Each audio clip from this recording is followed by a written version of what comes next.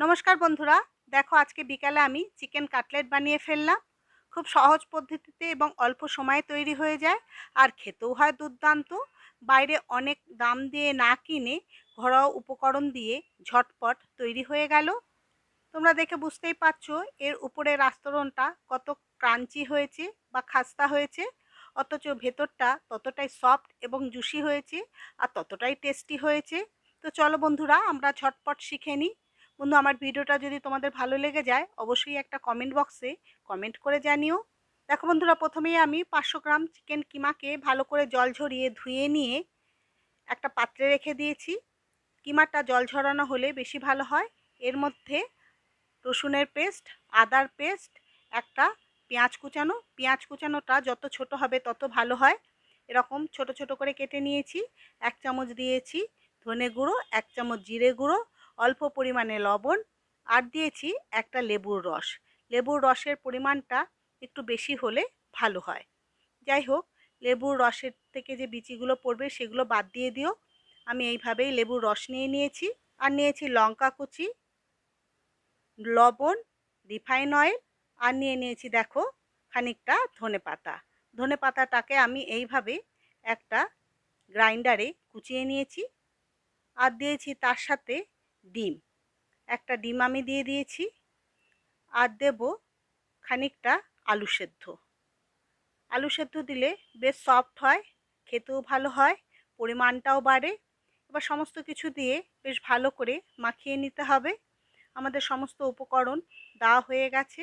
সমস্ত কিছু দিয়ে এবার এটাকে চটকে মাখিয়ে নিচ্ছি। তারপরে এটাকে আমরা 10 মিনিটের মতো রেস্টে রেখে দেবো। 10 মিনিট মাখার পরে দেখবে মাখানোটা বেশ সফট হয়ে গেছে। এবার খানিকটা ব্রেড ক্রাম্ব দিয়ে দিলাম। আমার ঘরে যে পুরনো পাউরুটিগুলো ছিল সেই পাউরুটিগুলোই মিক্সিং জারে ভালো করে গুঁড়িয়ে নিয়েছি। তোমরা দরকার হলে একটু কড়াইতে নেড়েও নিতে পারো। যাই হোক, ব্রেড ক্রাম্ব দিয়ে আবার মণ্ডটাকে বেশ ভালো করে মাখিয়ে নিতে হবে। একটু টাইট হলে ভেঙে যাবে না। এইভাবে হালকা হাতে আস্তে আস্তে বেশ ভালো করে মাখিয়ে নিতে হবে। দেখো বন্ধুরা, মণ্ডটা দেখতে এইরকম হয়েছে, বেশ টাইট হয়েছে, একদম সফট হয়নি, অথচ হাতে করে এর শেপও দেওয়া যাবে। যাই হোক, মণ্ড থেকে খানিকটা নিয়ে নিলাম। এবার মণ্ডটাকে একটা সমান পাত্রের ওপর রেখে একটা আমরা শেপ দেব। কাটলেট সাধারণত এই ধরনেরই হয়ে থাকে, তবে তোমরা কোনাকুনিও করতে পারো। আমি একটু রাউন্ড শেপ দিয়ে এন্ডটাকে একটু কোনাকুনি করে দিলাম।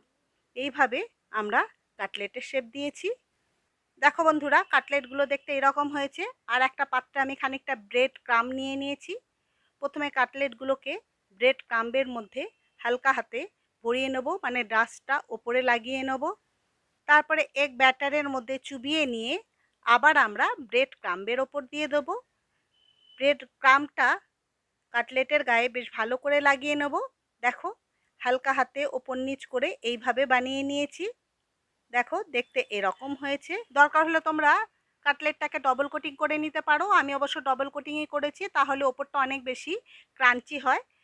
যাই হোক, কোটিং করার পর আবার ব্রেড ক্রাম্বের মধ্যে দিয়ে ব্রেড ক্রাম্বের কোটিংটা কাটলেটের গায়ে বেশ ভালো করে লাগিয়ে নিতে হবে।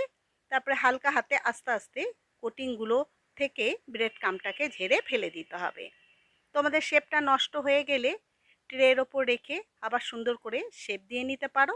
দেখো কত সুন্দর হয়েছে। এগুলো তোমরা বক্সে করে, মানে এয়ারটাইট বক্সে করে ডিপ ফ্রিজে রেখে দিতে পারো। তারপরে তোমাদের সুবিধা মতো ফ্রাই করে নিতে পারো।